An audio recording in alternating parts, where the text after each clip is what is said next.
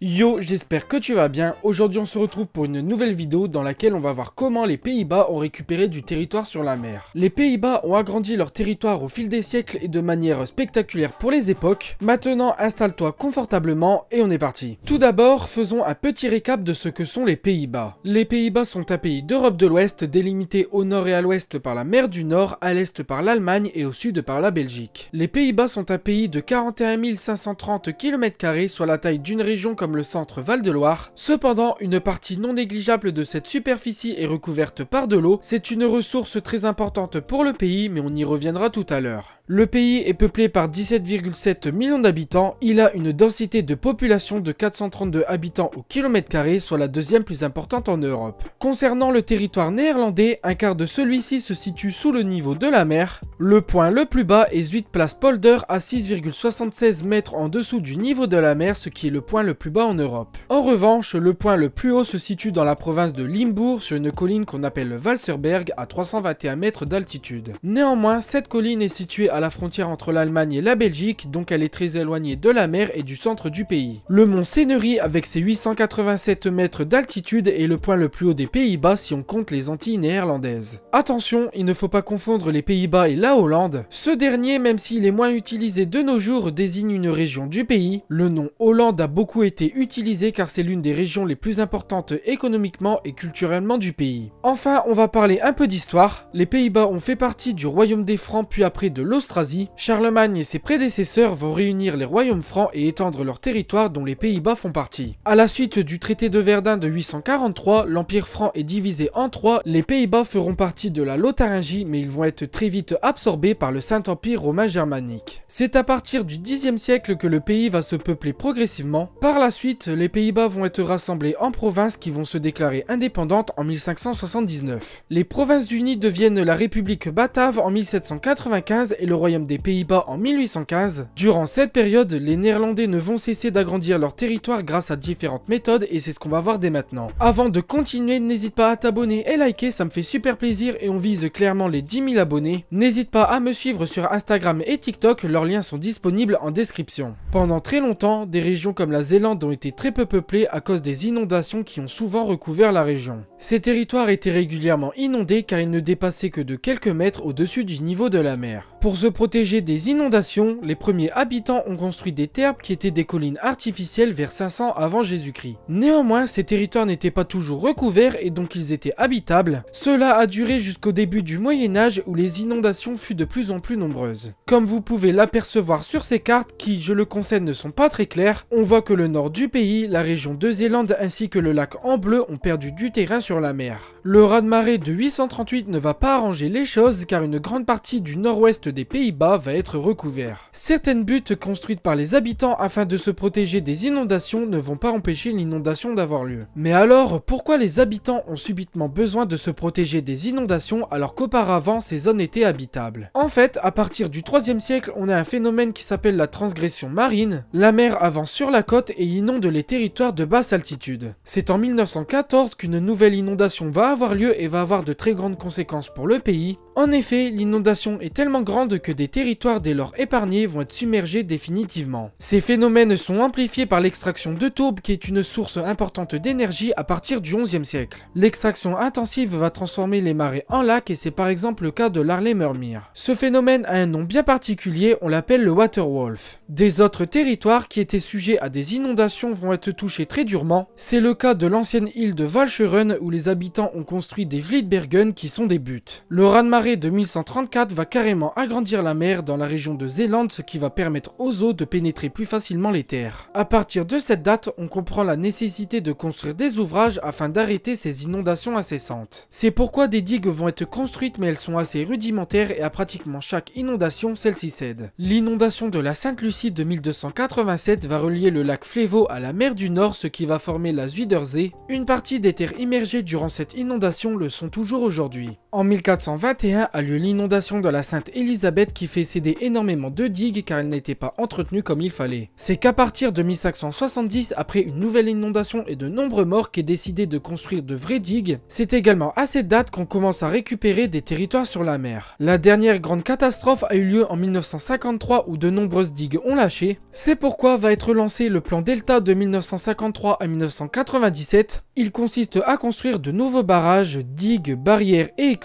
et ajoute de nouvelles normes de sécurité. En tout, ce sont plus de 7000 km² qui ont été récupérés sur la mer, ce qui correspond à 17% du territoire. Ces territoires ont un nom bien particulier, on les appelle les polders. Bien sûr, il n'en existe pas qu'aux Pays-Bas. En France, ça existe par exemple dans la baie d'Authie entre le Pas-de-Calais et la Somme. Néanmoins, les Néerlandais sont les spécialistes des polders. Les polders sont créés grâce à des digues qui sont construites tout autour de la zone qu'on veut récupérer. L'eau emprisonnée est alors pompée, soit par des moulins à vent comme ce qu'il se faisait à l'époque ou alors maintenant par des pompes électriques. Les terres sont alors drainées, c'est-à-dire qu'on retire l'eau grâce à des bassins et des voies navigables qu'on appelle des étiers. Les fleuves, canaux et digues sont régulièrement inspectés et renforcés si nécessaire afin que l'écoulement de l'eau soit le plus optimal possible. Les polders vont commencer à voir le jour dès le XVIIe siècle. C'est une période où une grande quantité de territoires vont être récupérés. On a le lac de Bemster en 1612, le lac de Purmer en 1618, le lac de Wormer en 1626, le lac de Schermer en 1625 et plus tardivement le Zuidplaspolder en 1816 et le lac de Haarlem en 1840. Des lacs ont également été transformés en mer. On a par exemple le lac Flevo qui a été transformé en une mer qu'on appelle la Zuiderzee. Celle-ci va subir des travaux pour y construire 4 polders. On a le Wieringermeer, le Noordoostpolder, le Flevoland de l'Est et le Flevoland du Sud. Ces polders sont parmi les plus grands en superficie aux Pays-Bas. Un 5e polder, celui de Markerwaard, devait être créé, mais comme son utilité n'a pas été prouvée, alors il n'a pas été construit. Il faut savoir que tous ces polders seront construits durant le XXe siècle. La région de Zélande va connaître énormément de travaux. Il y a par exemple certaines îles qui vont être rassemblées. C'est par exemple le cas de Walcheren. L'inondation de 1953 va lancer un programme, c'est le programme Delta. Le but de celui-ci est de sécuriser la région de Zélande contre les tempêtes et les inondations. Les îles sont alors reliées par des digues ou alors d'autres ouvrages. L'Escaut oriental devait être transformé en lac, mais le projet a été annulé. Maintenant, que va-t-il se passer pour les Pays-Bas? Vous n'êtes pas sans savoir qu'a lieu le réchauffement climatique. Celui-ci va faire monter le niveau de la mer d'au moins 1 mètre et donc de nombreux territoires vont être menacés. Pendant très longtemps, la philosophie était de batailler contre les eaux, mais maintenant c'est de faire avec les eaux quitte à abandonner des terres. C'est par exemple le cas du Biboche ou du pays inondé de Seftinge qui ont été rendus à la mer. Certains polders sont également abandonnés afin de préserver un écosystème et de créer des zones d'inondation. C'est par exemple le cas de Hedwig Polder dans la région de Zélande. Des travaux de restauration sont également menés. C'est le cas de l'Endrax Polder près de Rotterdam qui a été restauré. En effet, celui-ci était régulièrement inondé car les équipements en charge de l'eau étaient devenus trop petits. On a aussi les normes qui se sont intensifiées afin de protéger la population. Dans les zones les plus peuplées, tout est construit pour faire face à des événements extrêmes qui arrivent tous les 10 000 ans. Enfin, il y a également des projets qui sont menés mais qui ne seront pas suffisants lors de grandes catastrophes comme par exemple des villes flottantes. Tous ces travaux résument bien un proverbe très célèbre: Dieu a créé le monde mais les Néerlandais ont bâti les Pays-Bas. Et bien voilà, j'espère que cette vidéo t'aura plu. Sur ce, tu peux aller voir cette vidéo dans laquelle je te présente pourquoi la Belgique pourrait disparaître. Tu peux t'abonner et liker, ça me fait plaisir et ça me soutient. Sur ce, je te laisse.